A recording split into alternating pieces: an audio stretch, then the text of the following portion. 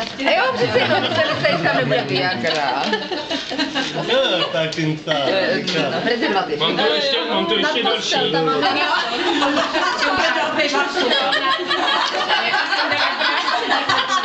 To je prosím pro Marcelu, já nevím zase, jestli jsem to dobře napsal.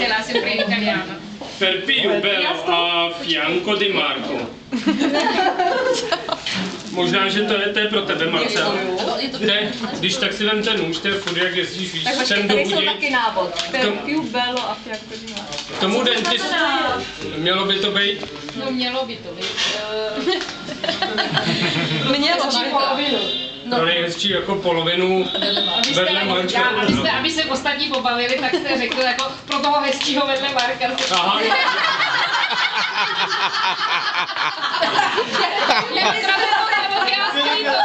Já jsem tam seděl já, no, ale... To je jak se Marcela jezdí furt k zubaři, jo, tak aby jí to nebylo líto, tak jsem jí koupil... Nedívejte se. U kanálu.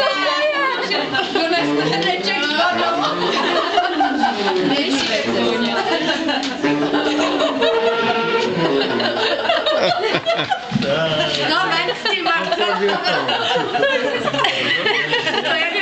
Nedívejte se, Ona se to nasazuje.